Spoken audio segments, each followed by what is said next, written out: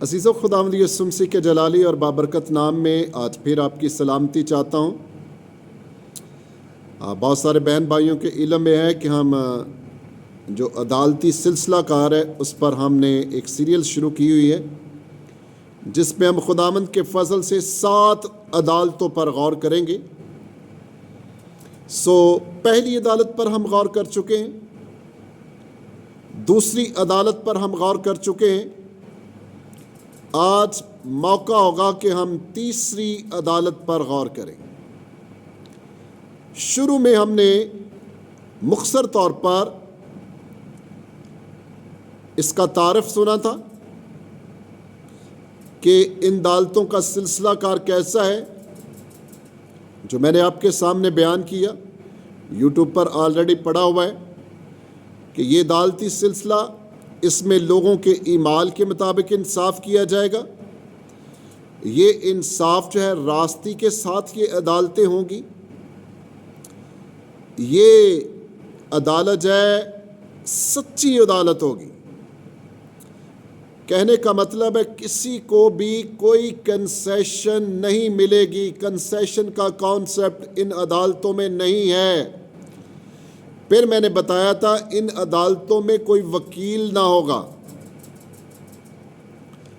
پھر میں نے بتایا تھا کہ ان عدالتوں میں یا ان عدالتی نظام میں کوئی دلائل نہیں دیے جا سکتے۔ مسیح کی عدالت جو وہ کرے گا، پہلے وہ جو عدالتیں کرے گا، اس میں صرف فیصلے سنائے جائیں گے۔ اس بات کو آپ نے یاد رکھنا ہے۔ سارے پیغام کے ساتھ ساتھ یہ بات بہت خاص ہے، بہت عام ہے کہ اس میں کوئی وکیل نہیں ہے۔ وکیل کا کام ہوتا ہے وکالت کرنا اور اپنے کلائنٹ کو انصاف دلانا، اور جس طرح بھی ہو سکے وہ چاہتا ہے کہ یہ کیس جیت جائے، بے شک اس کا کلائنٹ مجرم ہی کیوں نہ ہو۔ اس لیے اس میں مجرم ٹھہرانے والا جج خود ہی ہے اور وکیل دلائل نہیں دیں گے۔ اس لیے سارا یوحنا کی انجیل میں ہم نے سنا تھا کہ خدا باپ نے عدالت کا سارا سسٹم، سارا نظام جو ہے وہ اپنے بیٹے کے سپرد کیا ہوا ہے۔ بیٹے کے سپرد ہے۔ باپ کسی کی عدالت نہیں کرتا، بلکہ اس نے عدالت کا سارا نظام جو ہے وہ اپنے بیٹے کے سپرد کیا ہوا ہے، بیٹے کے سپرد کیا ہے۔ اور بیٹا کسی کی عدالت جب کرے گا تو وہ عدالت سچی ہوگی۔ کوئی شخص یہ نہیں کہہ سکے گا میرے ساتھ ناانصافی ہوئی ہے، اور پھر کہتا ہوں وکیل نہیں ہوں گے، دلائل نہیں دیے جائیں گے، فیصلے سنائے جائیں گے۔ پہلی عدالت جو ہے وہ خدا باپ نے اپنے بیٹے پر کی۔ میں نے بتایا تھا انسان نے گناہ کیا، آدم اور حوا نے گناہ کیا، خدا نے ان کو اپنی حضوری سے نکال دیا۔ اب ان کی بحالی کے لیے، خدا کی حضوری میں واپس لانے کے لیے خدا کے تقاضوں کو پورا کرنا تھا۔ اور آپ جانتے ہیں، جنہوں نے پیدائش کی کتاب کو سنا ہوا ہے، پڑھا ہوا ہے، غور سے کلامات سنے ہیں، وہ جانتے ہیں کہ بائبل مقدس کے شروع ہی میں جب ابراہیم جو ہے وہ اپنے بیٹے اسحاق کی قربانی دیتا ہے، تو جب وہ پورے دل سے تیار ہو جاتا ہے کہ وہ اپنے بیٹے کی قربانی دینے کے لیے تیار ہے، تو آسمان سے آواز آتی ہے کہ میں جان گیا ہوں ابراہیم تو پورے طور پر میری عزت کرتا ہے۔ اب اس کو ایک برا دکھایا جاتا ہے جس کے سینگ جو تھے وہ جھاڑیوں میں پھنسے ہوئے تھے۔ خدا باپ نے کہا اس کو لے، اس کو ذبح کر۔ اور یہ ایک سگنل تھا، یہ ایک پیشن گوئی، ایک اشارہ تھا کہ خدا کیا کرے گا، انسان کو بحال کرنے کے لیے، انسان کے گناہوں کو معاف کرنے کے لیے، دوبارہ اس کو اپنی حضوری میں لانے کے لیے ایک ایسا برا بے عیب برا مہیا کیا جائے گا جو ان کے گناہوں کی خاطر قربان ہوگا۔ یہ سارا سسٹم جو ہے یہ خداوند یسوع مسیح کے بدن میں پورا ہوا. اس نے ہمارے، جب آپ یسایہ 53 چیپٹر پڑھتے ہیں تو سارا کا سارا جو چیپٹر ہے وہ خداوند یسوع مسیح کے تعلق سے لکھا گیا. پیشن گوئی کے طور پر کلام مقدس میں لکھا ہوا ہے خدا باپ کو پسند آیا کہ وہ اسے کچلے. ہمارے گناہ، ہماری کمزوریاں، ہماری مشقتیں کلام مقدس میں لکھا ہوا ہے کہ اس نے اٹھا لی اور اس کے منہ پر تھوکا گیا. اس نے ہمارے غموں کو برداشت کیا. اور بنی نوع انسان کا رویہ بھی وہاں پر لکھا ہوا ہے کیسا ہوگا کہ تو بھی ہم نے اس کی کچھ قدر نہ جانی. میری بیٹیوں، میرے بہنوں، بھائیوں، میرے دوستوں، ان الفاظ پر ضرور غور کر لیں. اگر آپ توبہ کے بغیر ہیں، اگر آپ عدالتی سسٹم کو نہیں سمجھ رہے، اگر آپ نہیں سمجھتے کہ یہ ایک دن اٹل ہے. عبرانیوں کے خط میں لکھا ہوا ہے خدا نے ایک دن مقرر کیا ہوا ہے جس میں وہ راستی کے ساتھ دنیا کی عدالت کرے گا.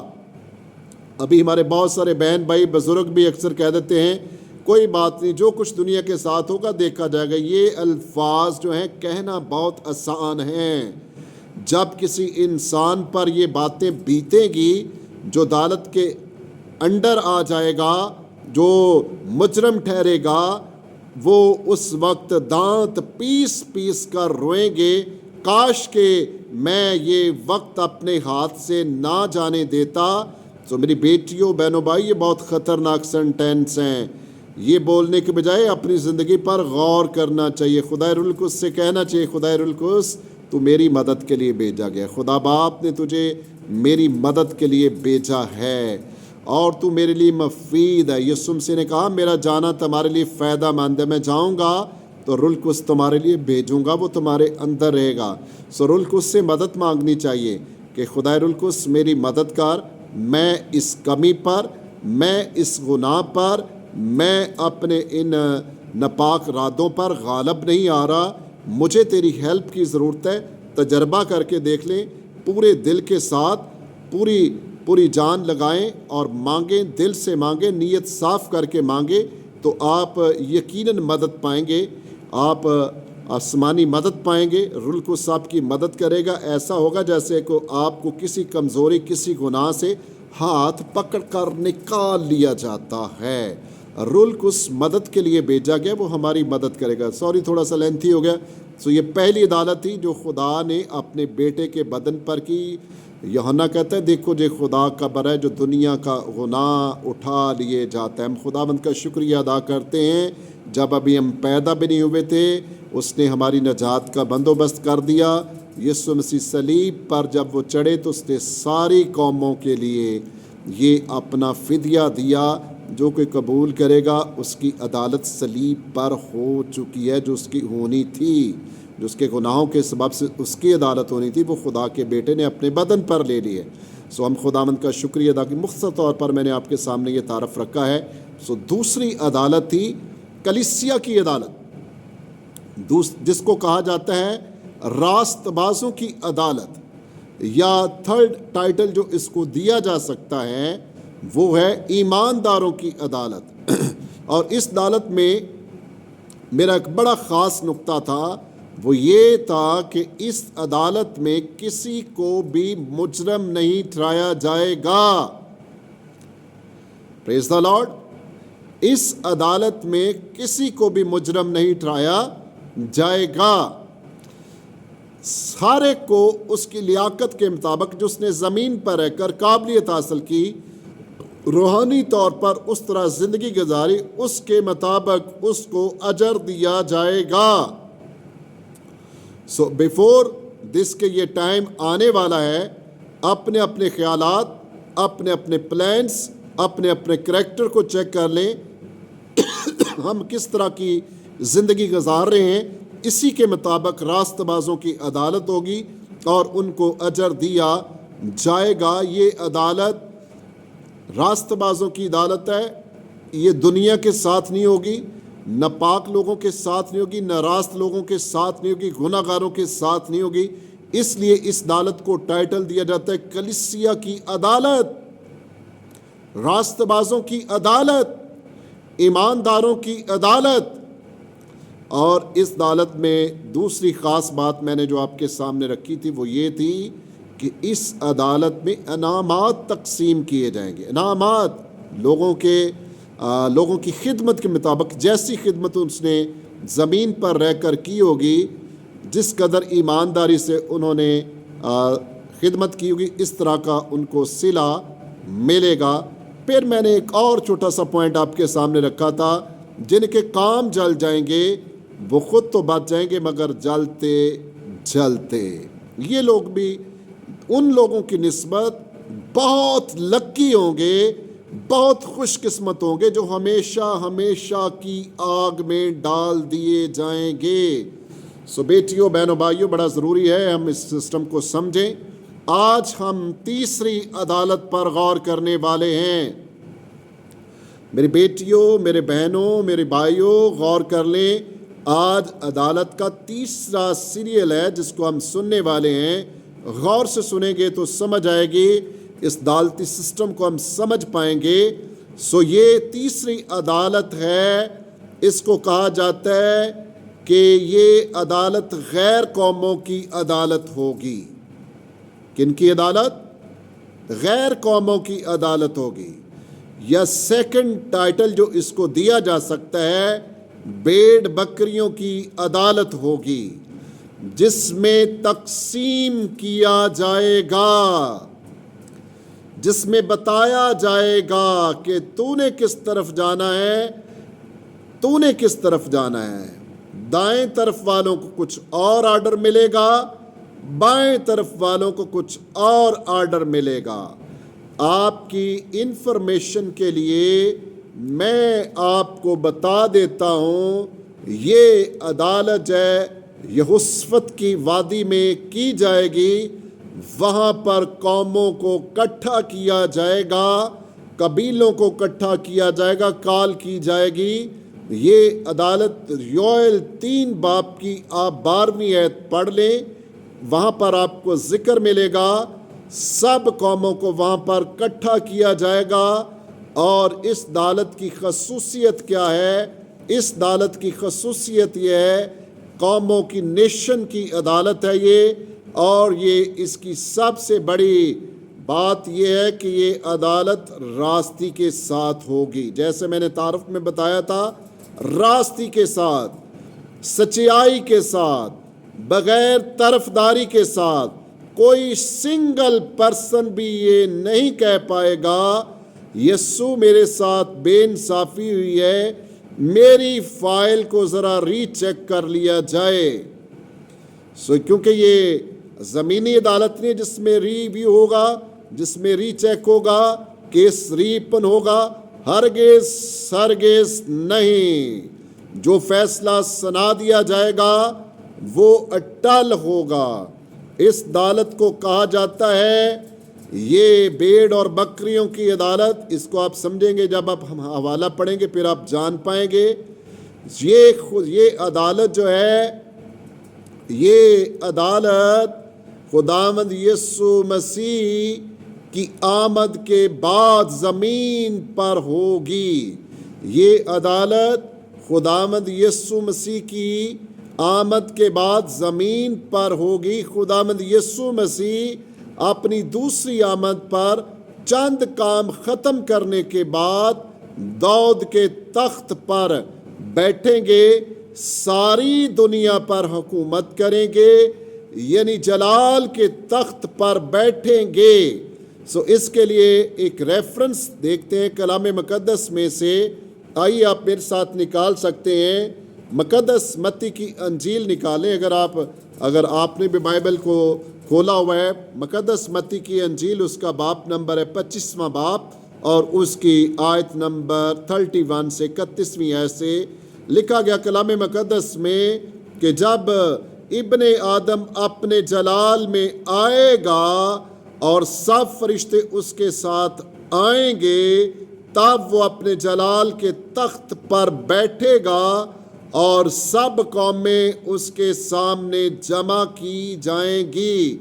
सब कौमें उसके सामने जमा की जाएंगी और वो एक को दूसरे से जुदा करेगा। वो एक को दूसरे से क्या करेगा? जुदा करेगा। जैसे चरवाहा भेड़ों को बकरियों से क्या करता है? जुदा करता है। किस लिए जुदा करता है? शनाख्त होती है, पहचान होती है। भेड़ें कौन सी हैं, बकरियां कौन सी हैं। जैसे चरवाहा भेड़ों को बकरियों से जुदा करता है और भेड़ों को वो अपने दाहिने और बकरियों को बाएं खड़ा करेगा। उस वक्त बादशाह अपने दाहिनी तरफ वालों से कहेगा, दाहिनी तरफ वाले बड़े मुबारक लोग हैं। कलाम मुक़द्दस में मुख्तलिफ जगहों पर कहा गया, मुबारक हो तुम जो भूखे और प्यासे हो, मुबारक हो तुम जो रास्तबाजी के सबब से सताए गए हो, मुबारक हो तुम जो दिल के हलीम हो, मुबारक है वो जो कई बातें वहाँ पर बयान की गई। मुबारक है जो रास्तबाजी के सबब से दुख उठाते हैं, जो पाक दिल हैं। मुबारक है वो जो पाक दिल हैं। यानी कि मत्ती की अंजील में तकरीबन 8 मुबारकबादियाँ पेश की गई हैं। लिखा गया उस वक्त वो कहेगा कि अपने दाहिनी तरफ वालों से कहेगा, ये किन को सुनना पड़ेगा? मुबारक अली के फ़िक्रे किन को सुनने पड़ेंगे? जो दाएं तरफ होंगे। दाएं तरफ, ये मैंने दाहिना हाथ खड़ा किया हुआ है। जो बाप की दाहिनी तरफ होंगे उन लोगों से कहा जाएगा, क्या कहा जाएगा? कि आओ मेरे बाप के मुबारक लोगों, जो बादशाह बनाए आलम से तुम्हारे लिए तैयार की गई, उसे मिरास में ले लो, उसे मिरास में ले लो। Hallelujah, praise the Lord. बड़ी खुशी की बात। वो बात, कोई बादशाह अपनी साथ किसी को नहीं बैठाता, बादशाह ही नहीं देता। यीशु मसीह दुनिया का नराला बादशाह होगा। अपने लोगों से कहता है, क्योंकि हम उसके भाई हैं, इसलिए हमें वो इस मिरास में शामिल करता है। उसे मिरास में ले लो, क्योंकि मैं भूखा था, तुमने मुझे खाना खिलाया, मेरे साथ अच्छा सलूक किया। मैं प्यासा था, तुमने मुझे पानी पिलाया। मैं परदेसी था, तुमने मुझे अपने घर में तारा। तुमने मुझे कपड़ा पहनाया। बीमार था, तुमने मेरी खबर ली। कैद में था, तुम मेरे पास आए। तब रास्तबाज, मुबारक लोग, रास्तबाज लोग, जिनको भेड़ों से तशबीह दी गई है, इसलिए अदालत का नाम है भेड़ों और बकरियों की अदालत।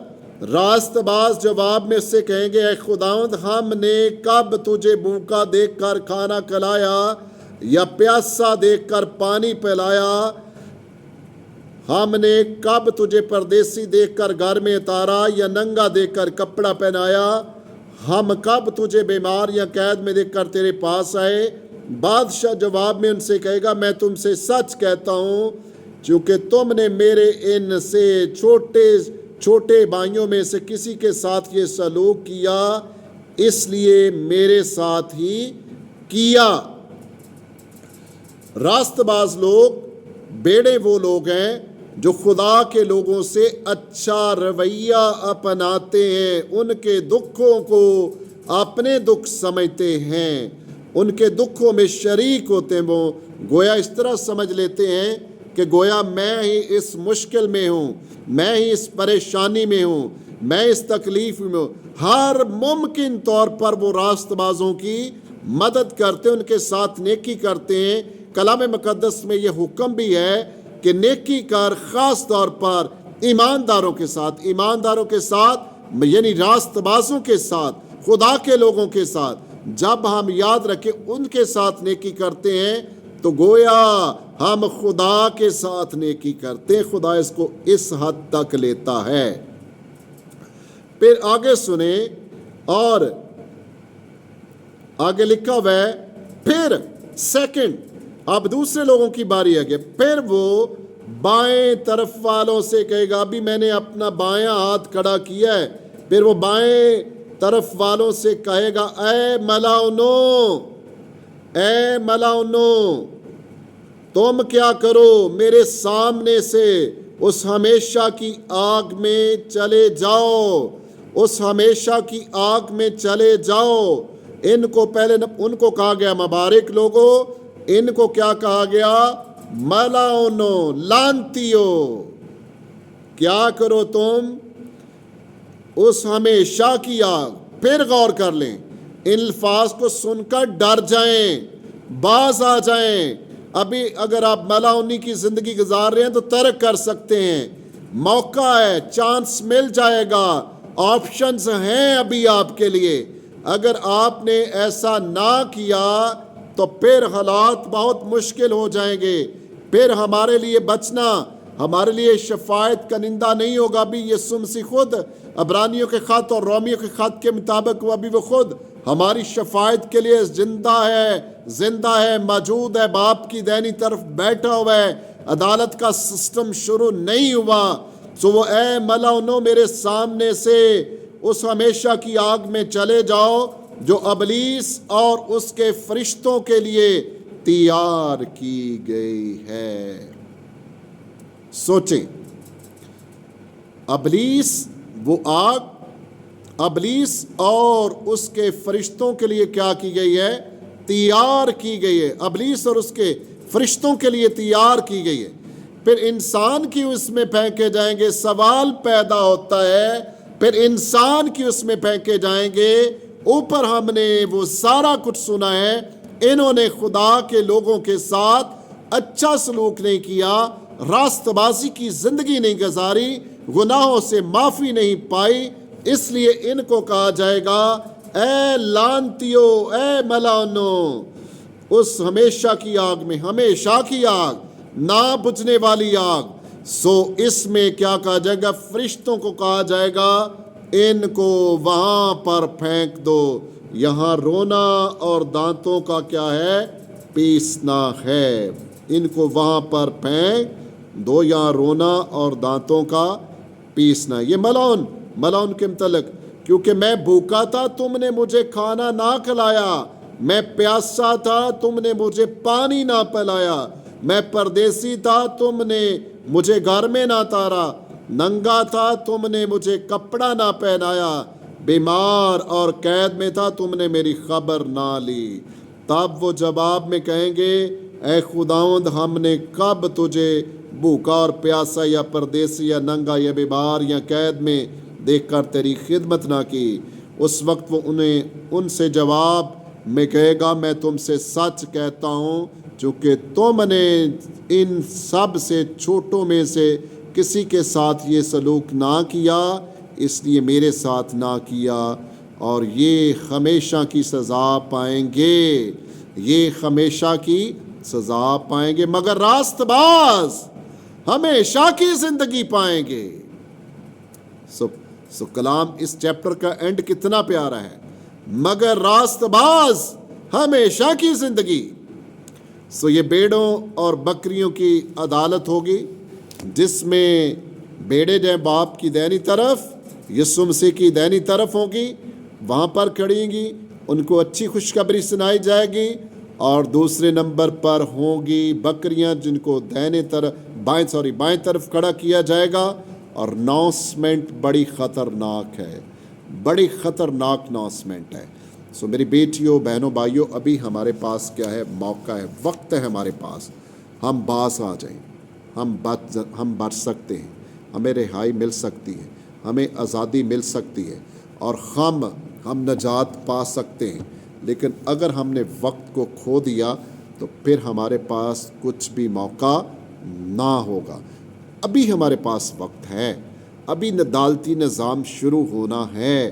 अभी पहली अदालत हुई है, खुदा के बेटे की अदालत, जिसने अपने बदन पर ले ली। ठीक है, अभी वक्त बहुत करीब है, अदालत खुदा के घर से शुरू होगी, और किसी को भी कोई भी इन अदालती निज़ाम से मबरा नहीं है। हर एक को इस अदालती निज़ाम में से गुजरना पड़ेगा। सो पहली अदालत खुदा के बेटे की अदालत, दूसरी अदालत कलीसिया की अदालत, तीसरी अदालत भेड़ बकरियों की अदालत। चौथी अदालत हम अनकरीब सुनेंगे, ये अदालत होगी बनी इसराइल की अदालत, यानी यहूदियों की अदालत होगी। सुन लें, हर किसी की अदालत होगी, यहूदियों की भी अदालत होगी। इब्लीस और फरिश्तों की अदालत, ये 5वें नंबर पर होगी। छठी अदालत होगी शहीदों की अदालत। 7वीं अदालत होगी तमाम मुर्दों की अदालत, सब मुर्दे इकट्ठे किए जाएंगे, उनकी अदालत होगी।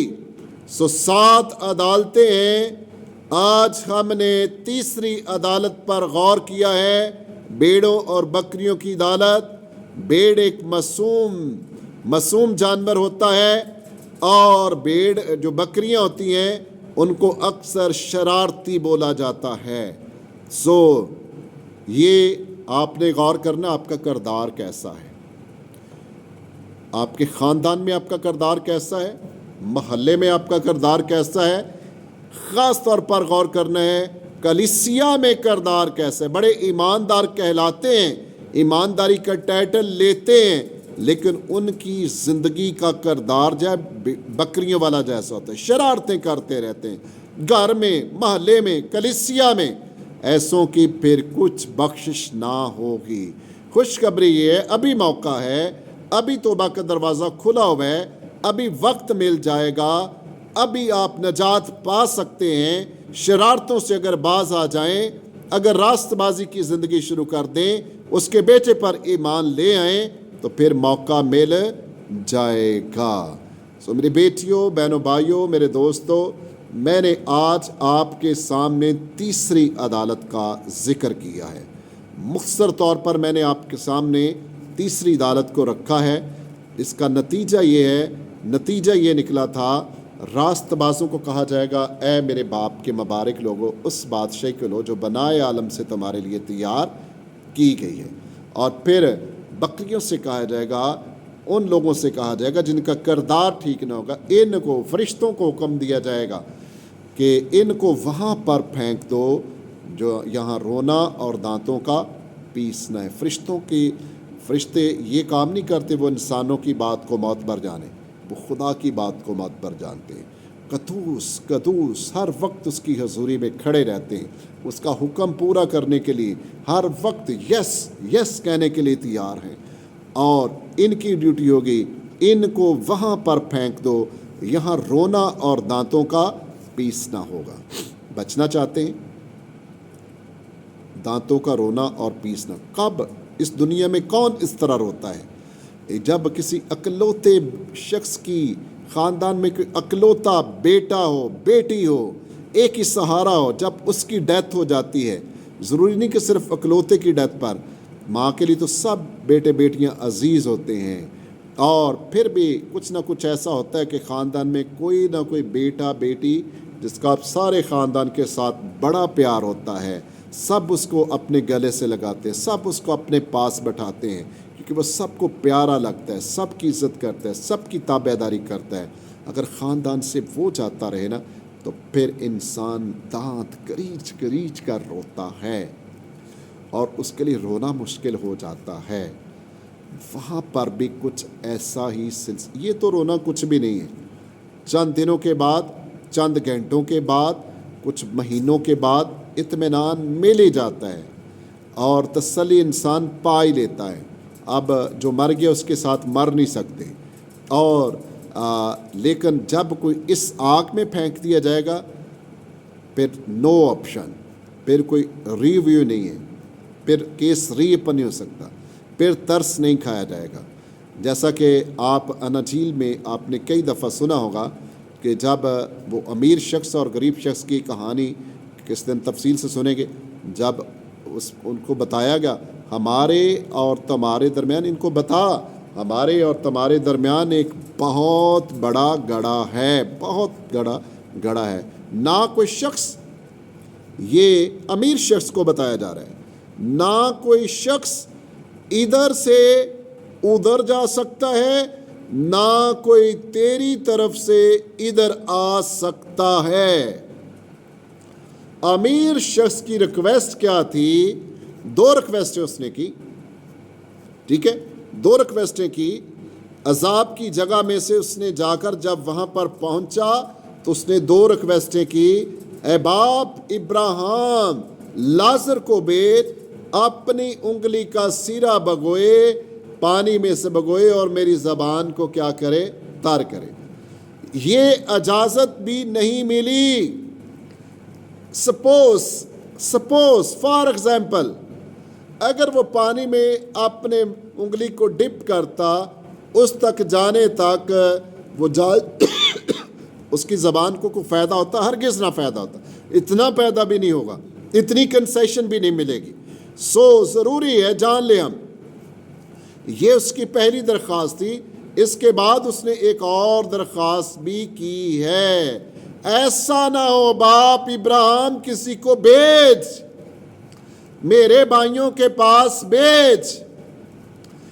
اے میرے بھائیوں، جتنے ابھی حیات ہیں، جتنے ابھی کلام سن سکتے ہیں، جتنے ابھی اس زمین پر زندہ ہیں، جن کے پاس گھر گھر جا کر خدا کے کلام خادم کلام سناتے ہیں، سن لیں. امیر شخص جب عذاب میں چلا گیا تب کہتا ہے اے باپ ابراہیم، کسی کو بھیج. ایسا نہ ہو کہ میرے بھائی بھی اس جگہ پر آ جائیں. اب وہ چاہتا ہے ایسا نہ ہو کہ میرے بھائی اس جگہ پر آ جائیں. وہ نہیں چاہتا کہ میرے بھائی اس جگہ پر آئیں. اس نے سارا نظارہ چیک کر لیا، یہ تو سزا برداشت سے باہر ہے.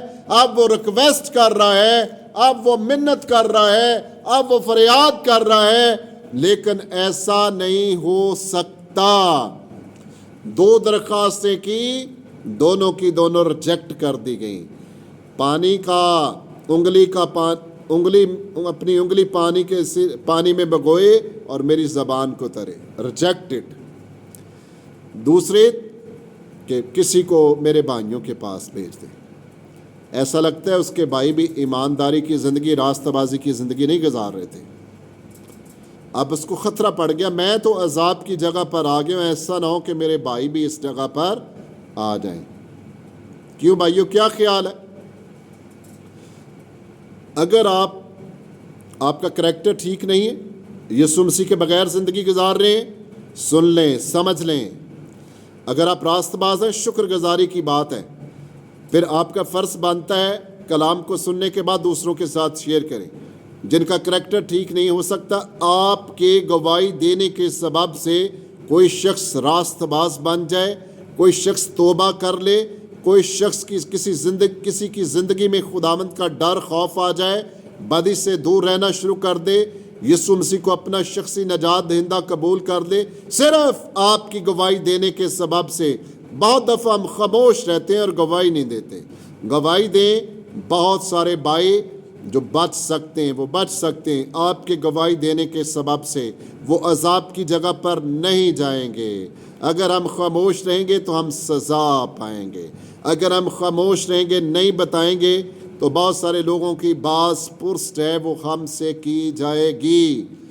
اے میرے بھائیوں، اے میری بہنوں، اے میری بیٹیوں، اے میرے بزرگوں، میں ان بچوں سے بھی مخاطب ہوں جو اچھے اور برے کو سمجھتے ہیں. یہ کلام ہم سب کے لیے ہم نے غور کرنا ہے. عدالتی نظام بہت جلد شروع ہونے والا ہے. کسی کو کنسیشن نہیں ملے گی. اس عدالت میں کوئی وکیل نہیں ہوگا. اس عدالت میں دلائل نہیں دیے جائیں گے. کیا ہوگا پھر؟ سنایا جائے گا تو فیصلہ سنایا جائے گا.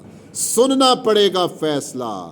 آپ کا ایمال نامہ آپ کے ہاتھ میں دے دیا جائے گا جو آپ کو مجرم ٹھہرائے گا. ابھی وقت ہے، ہمارے پاس وقت ہے، ہمارے پاس موقع ہے. ہم اچھی زندگی گزار سکتے ہیں. ہم باپ کو پسند آ سکتے ہیں اگر ہم اس کے بیٹے کی عزت کریں گے، اگر ہم بیٹے کا حکم مانیں گے، اگر ہم بیٹے کی مرضی کو اس زمین پر پورا کریں گے. اس کوشش میں لگ جائیں. خدا کے لوگوں کی عزت کریں، خدا کے لوگوں کو پکڑیں، ان کو کہیں مہربانی کر کے مجھے ٹائم دیں، مہربانی کر کے مجھے سچائی کے متعلق بتائیں، مہربانی کر کے مجھے عدالتی نظام سمجھائیں، میں اس کو سمجھنا چاہتا ہوں، میں کلام کے مطابق زندگی گزارنا چاہتا ہوں۔ وہ آپ کی ضرور رہنمائی کریں گے۔ اگر آپ نہ سمجھے اس کلام کو سننے کے بعد تو پھر وقت بہت مشکل وقت شروع ہونے والا ہے، بہت مشکل وقت۔ تکلیفیں، مصیبتیں اس قدر زیادہ ہوں گی کہ نہ اس پہلے دنیا کے شروع سے آج تک آپ نے دیکھی ہوگی، سنی ہوگی۔ یہ تو ناقابل برداشت سزا ہوگی۔ میری درخواست ہے، میری منت ہے آپ کے سامنے، پولس رسول نے تو یہاں تک اپنے خط میں کہا گویا خدا ہمارے وسیلہ سے منت کرتا ہے۔ خدا کیوں منت کرتا ہے ہمارے وسیلہ سے؟ اس کو پتہ ہے ہم اس کی مخلوق ہیں، ہم اس کے بیٹے اور بیٹیاں ہیں۔ ابھی بہت سارے بیٹے اور بیٹے تو ہیں، مگر کیا ہے؟ نافرمانوں کو کہا جائے گا ان کو وہاں پر پھینک دو، یہاں رونا اور دانتوں کا پیسنا ہے۔ نافرمانی سے باز آ جائیں، آپ کو کہا جائے گا اے میرے باپ کے مبارک لوگو، اس بادشاہ کو لو جو بنائے عالم سے تمہارے لیے تیار کی گئی۔ پھر آخری بات 1-2 منٹ میں ختم کرنے والا ہوں۔ لکھا گیا یہ آگ، ہمیشہ کی آگ، ابلیس اور اس کے فرشتوں کے لیے تیار کی گئی ہے۔ اب انسانوں کا قصور کیا ہوگا؟ اب ان بکریوں کا قصور کیا ہوگا؟ ان نیشنز کا قصور کیا ہوگا جنہوں نے اس کے کلام کو قبول نہیں کیا، جنہوں نے اس کے خادموں کو قبول نہیں کیا، جنہوں نے گناہوں سے معافی نہیں پائی؟ ان کا قصور یہ ہوگا، یہ آگ تو نافرمان ابلیس اور نافرمان فرشتوں کے لیے تھی، لیکن اس میں وہ انسان بھی پھینکے جائیں گے جنہوں نے زمین پر رہ کر اپنے خالق، مالک، اپنے نجات دہندہ کی نافرمانی کرتے رہے، اس کو قبول نہ کیا، اس کی باتوں کو نہ مانا۔ خداوند اس کلام کے وسیلہ سے ہمیں برکت دے، اس کلام کو سمجھنے کا فضل دے۔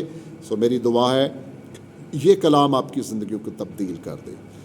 ایک چھوٹی سی درخواست کرنے لگا ہوں۔ درخواست یہ ہے، اگر کوئی میرا بھائی، اگر کوئی میری بہن، اگر کوئی میرا بزرگ، اگر کوئی نوجوان بیٹا اس کلام کو سننے کے بعد بدل جائے، بحال ہو جائے، توبہ کر لے، کمنٹس میں مجھے وہ ضرور بتائے۔ God bless you all.